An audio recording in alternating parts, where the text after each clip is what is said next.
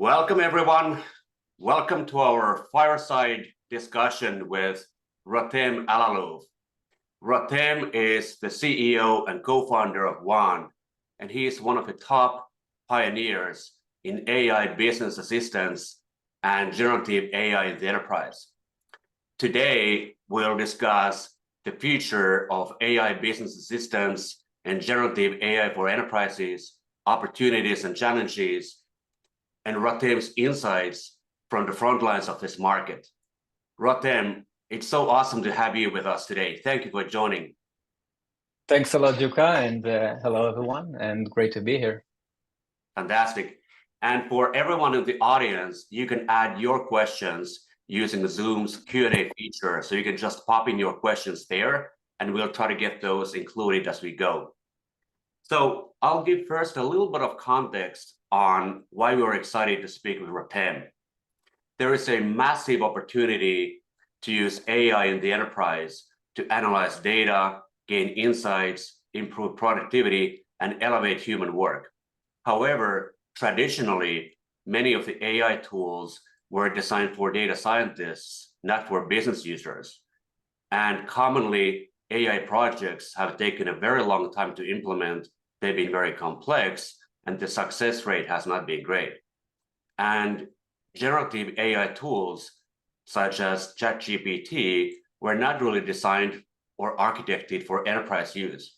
So there's been a gap in the market to help business users use AI. And Rotem and his team are pioneers who have built an AI business assistant that meets enterprise requirements.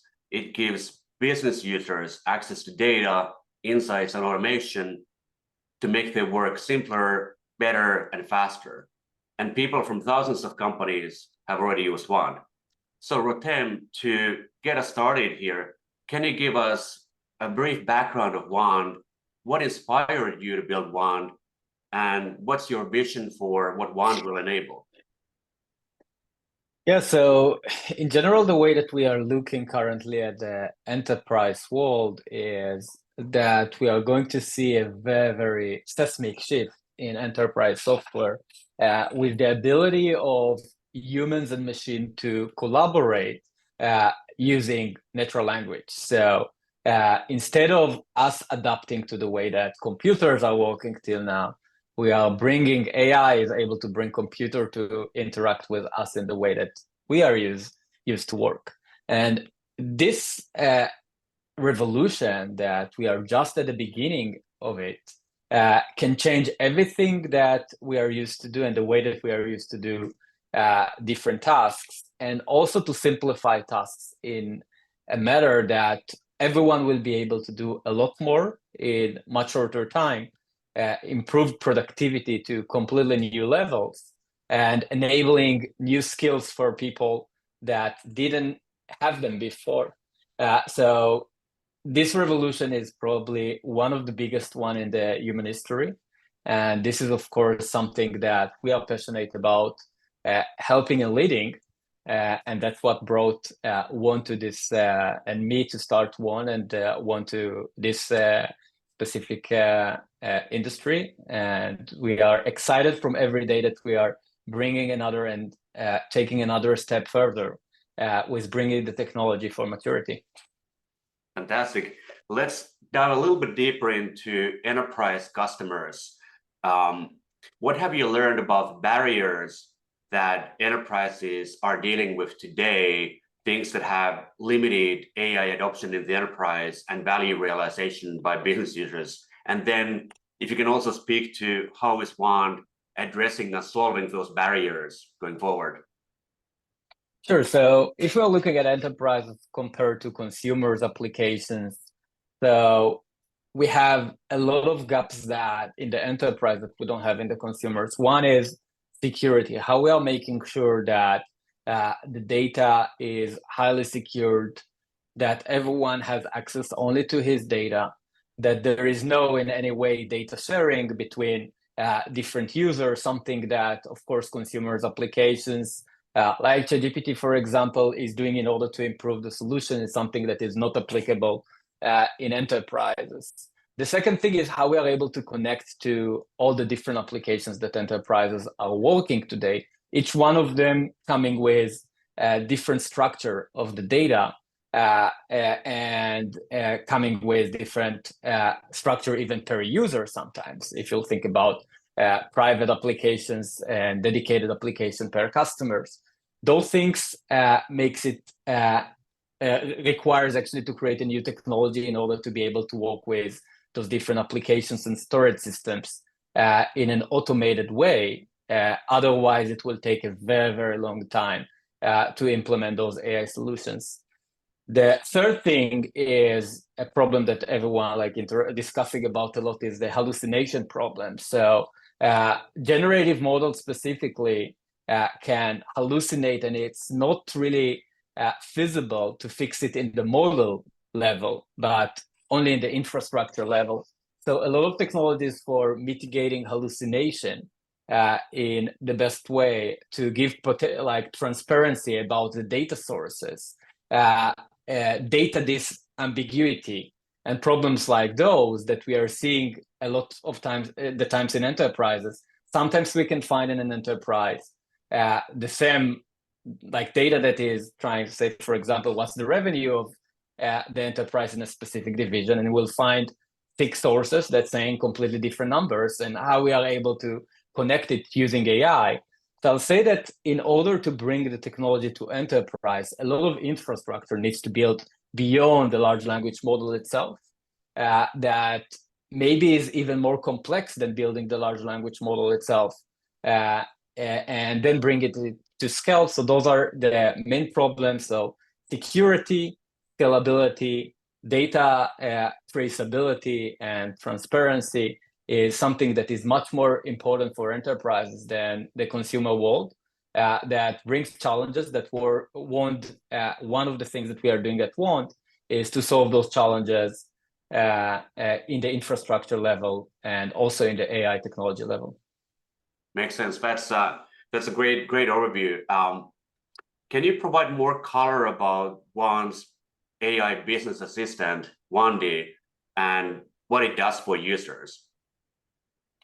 Yeah, so business assistants, the way that we are looking at it is in the future, actually, everyone will be able to do every task in minutes using business assistants. And today, the task started from things that we can think about not very, very high level tasks. So summarize meetings, creating reports, creating go-to-market plans, analyzing data, the ability to create AI models, to predictive models, to solve different problems, etc. The way that we are working is every time to enable another step of high-level task. For example, in a year from now, we'll want the assistant to be able not only to summarize and providing insights from emails, but to be able to completely automate the email interactions for us. A year after that, we'll want it to be able to take a complete function and to automate everything and provide the insights there. And maybe in 10 years, we'll want to tell the AI assistant, goes and optimize my revenue. And just that it will be able to do it, to plan all the steps that needed, and running autonomously behind the scene in order to make it possible for us to stay in the high-level planning, and all the execution pieces will be done by the assistants. We are seeing a future that will have companies that will worth tens of billions of dollars in the future with a single-digit amount of users and thousands of AI assistants that are helping them in order to execute their tasks. And I believe that for that reason, from productivity perspective, this transformation that we are going through and this revolution is probably one of the, if not the biggest one in the human history, to create those intelligent systems that will be able to push productivity to completely new levels than what we are used to, and also to make decision-making much faster than what we are used to. If, for example, Jukka, we have a call and you are representing a different company and I'm in a company and now I will provide you an offer for something. You'll need to go and learn the company and a lot of things for probably a week or 2 weeks in order to take a decision. But if you have an agent and we'll ask him, go over like millions of data points right now and tell me if it's a good thing. And it's like, that's the pros, that's the cons. Do you want to take this decision? And you'll say yes or no after 2 minutes. So the pace of business will change completely from what we are used to in today's world. Yeah, that's definitely a fundamental change in how companies and how teams and people can operate and how they can run their business. You mentioned that there's a lot of change in the infrastructure and technology that is needed to enable all of that. So to make it all possible, you and the one team have been working on a number of innovations as part of the one platform. Can you give a brief overview of the kinds of innovations and new technological capabilities that you and the team have been building? Sure. So I will say that the innovation needs are split into two. One is how we are bringing the technology itself of smart agents and autonomous agents to a completely new level. The second one is what we've discussed about before, which is how we are bringing it to the enterprise level. So things like how we are enabling security for those technologies, etc. In the first part, I will say that the current technology, if we'll think about large language models, like what OpenAI is creating and others, and transformer-based systems specifically, they have several main limitations, especially in the planning capabilities and the reasoning capabilities of the solution. Meaning that if we want actually to bring those systems to plan much higher level tasks and not like, okay, rephrase this email, but give me a go-to-market plan or something like that, we requires actually a technology change there. So this is like one of the things that we are working on at Want, how we have planned much better from the fundamental research perspective part. Another part is that we believe that the systems and agents needs to be personalized. So in order for you to trust the agent that you're working with, you want him to know you. You want him to understand your preferences. You want him to understand your role, your risk profile, and a lot of different things in order that he will be able to take a decision for you and not only a decision together with you. And this is a wall that we are trying to break, of course. How we are moving from a co-pilot solution that you are there all the time to a solution that can run in the background and take decisions for you in order to automate things from productivity perspective. Of course, the ability that you have in those two options are completely different. If you are sitting with a solution, you will get to a threshold of productivity gains. And if it can run automatically in the background and you can have dozens of them or thousands of them running, the productivity gains can be completely different. So the personalization part, or the agents that will learn the user and will have a persona, and the planning part are two fundamental barriers that we are working on. Another one that is very important is what we call like multi-agent systems. So imagine a situation that your family doctor is doing a brain surgery for you. Probably you won't be happy from it. If that will be the case, because it's like, okay, I don't want to take risk. I prefer brain surgery to do that. And this is a bit the differences between a single agent, like ChatGPT in that part, that every question that you are asking is answered by the same large language model behind the scene, or a multi-agent system that can interact in a network between them in order to complete your task. So one is already a multi-agent system in that part, that even if you're asking your agent a question, he will go behind the scenes seamlessly for you to different agents, to an agent that is expert in financial models, to an agent that is expert in AI predictive models, to an agent that is expert in creating reports. And he will aggregate all those agents together in order to perform a much more complex tasks, eventually in a better accuracy. So those are from the technology perspective. From the enterprise perspective, we've discussed a bit about the security aspects, the role-based access control, the hallucination problems, the traceability problems, and how to merge data when you have multiple ground truth in that part. And this is another problem that other problems that we are dealing with. Fantastic, and it's really interesting that as you have a fundamental opportunity to change operating models and business models, there's also a fundamental change in the architectures and technologies and platforms in the enterprise that will need to go hand in hand with that.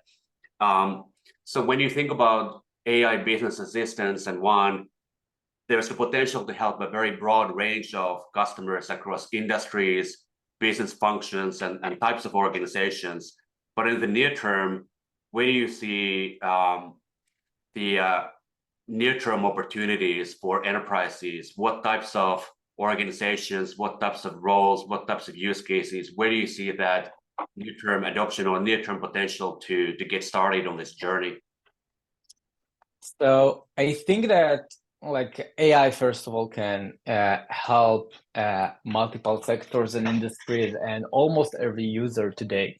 But what we are seeing with the one platform today, and we went a bit to an exploration mode at the beginning, and it said, okay, it's working for everyone. And then we have tried to analyze which types of companies and industries and users are using it the most at the beginning. And several of the patterns that we saw is a lot of users in the banking, financial services, and insurance industry are using the system, specifically because one, security levels, and there is no data sharing, and all the different capabilities that we are bringing is something that is crucial for them. So that's like one thing. From the user's perspective, we are seeing a lot of users coming from the revenue department, from the marketing, from the sales, from the customer success and support. And those are very, very quickly to measure the value. And we are seeing huge gains in productivity. So like at the beginning, over 50%, today already much higher productivity gains that we are seeing with users, to the point that sometimes we are getting from users that they've done in 1 hour, 3 months work of a team using Wand. So we are seeing those patterns currently. And another pattern that we are seeing that we believe that the future is going to is centralizing all the applications. So when you're connecting to different applications using the one platform, and we are currently supporting hundreds of different data and applications connectors, we are seeing patterns that users are moving from the current applications to the interaction within a centralized horizontal assistant in that part. And this is a pattern that we believe that we'll see more and more in the industry. So it's still using the same application, but for the user, from user experience perspective, it's seamless. You can just ask the question and get the answer. Doesn't matter how many applications are required.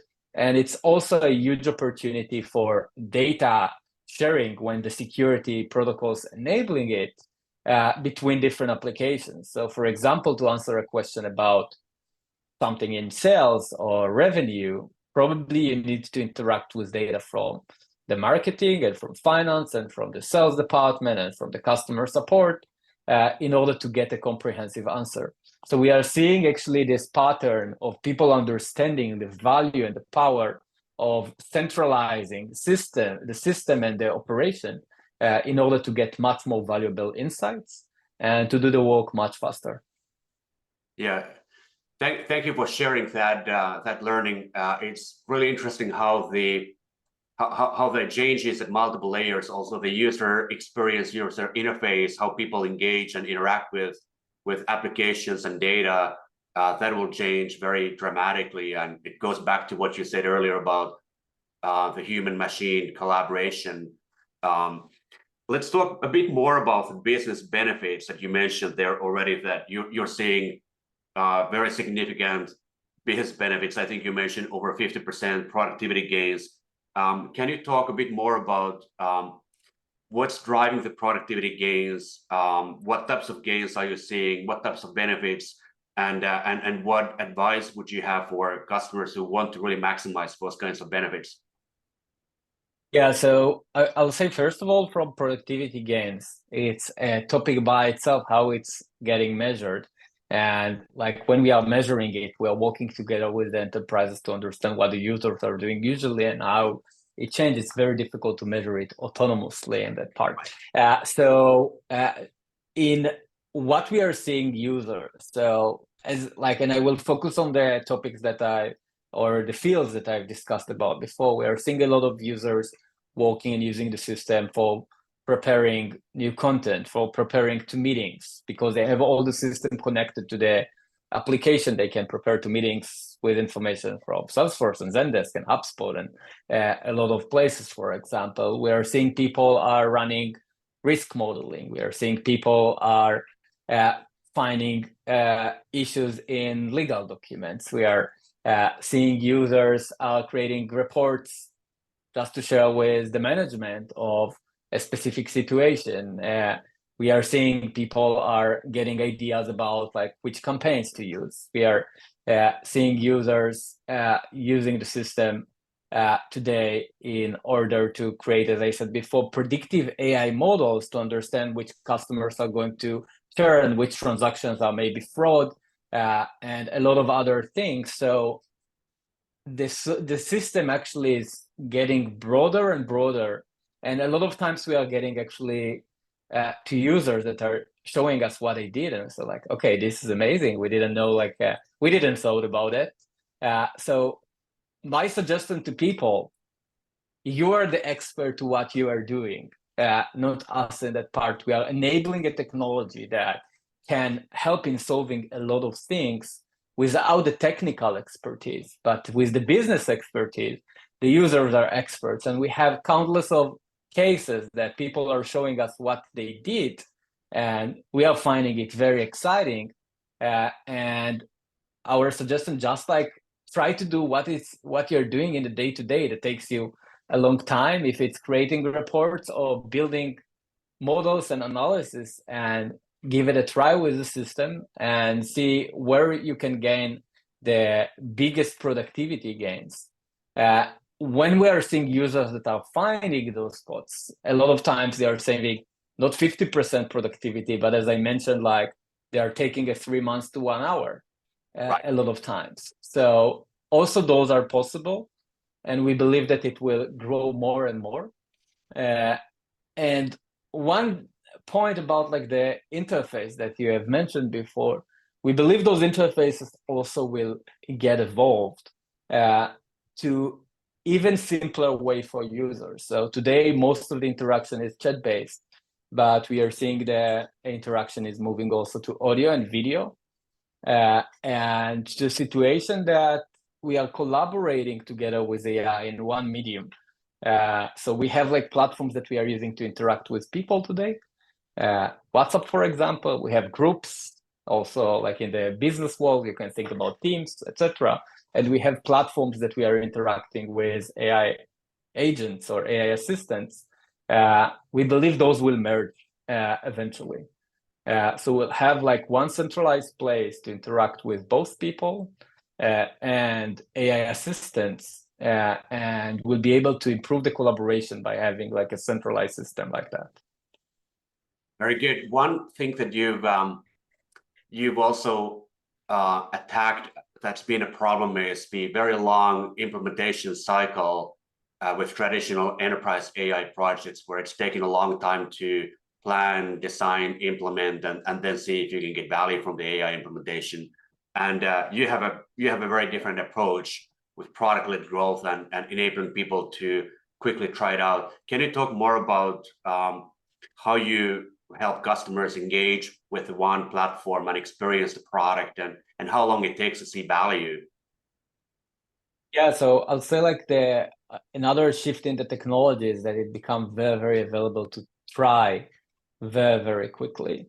And users today are like, we have our website at one.ai, users are connecting, usually at the beginning connecting data that is less sensitive to use, so not getting even like the whole approval from the companies, but just like basic things to try the platform. And then they are starting to connect the data, and we are seeing actually value creation when we are analyzing it, sometimes created after 5 to 10 minutes even. And we have a lot of enterprise calls that we are coming to them, and the user says, okay, we already like tried, we created value, just like tell us like how we are moving to an enterprise scale deal currently. And that's actually one of the things that we are trying to optimize, to make it very, very simple for users to be able to try and test the system and get to the value creation moment in minutes. And if before it was years sometimes that we needed to wait until we are seeing value and building very sophisticated infrastructure per the users and a lot of customizations. Now we are discussing not about months or weeks, we are discussing about minutes that we are trying to get to with more and more users that can see value in what they do. And we are trying also to help the users with some suggestions of what they can ask, etc., in order to feel this value very early in their journey with Wand. Very good. And how do you license the platform and the AI business assistant today? What is the pricing model, and do you see that evolving going forward? Yeah, so the pricing model is very simple. It's based, and there is a free version that everyone can try that is available with some limitations. But after that, it's per user. Also something that is very simple for enterprises to start. Enterprises can start with like $100 a month, and they can also move when they have like tens of thousands of users to much larger deals that we are seeing that enterprises are signing, but they can start very small per users. And this is something that is very connected to the value. We believe that the method of, okay, pay $100 million upfront, and in 3 years you'll see value, is dead already. And if not completely, we believe that soon it won't be something legit to do with enterprises. Like, the value creation can be very, very fast, and we want to make it faster and faster and faster. And that the ROI on the investments will be linear with the growth, and the like companies will create more value, the license will grow, but not upfront huge licenses and things like that. This is like something that we believe that we are getting rid of as the AI technology become much easier to apply and to get value and see value from. Fantastic. Great insights, Rotem. Thank you for sharing. And we're now coming to the end of our Fireside discussion, but I'd like to share here some contact info when you have additional questions that you want to ask. I'll share here contact info so you can learn more about Wand and reach out to the team at Wand. And if I can help, you can also reach out to me. So I included here my email address as well. So you can learn more and also try out the platform. Rotem, it was so great having you here. Thank you for joining us. It's very exciting to be partnering with you and helping you and the team build out this new bold future with AI business assistants and all the opportunities that come to elevate human work and really transform the world as part of that. So thank you again for joining us. It was awesome to have you with us here. Thanks a lot, Jukka. It was great to be here, and thanks everyone. Thank you, everyone.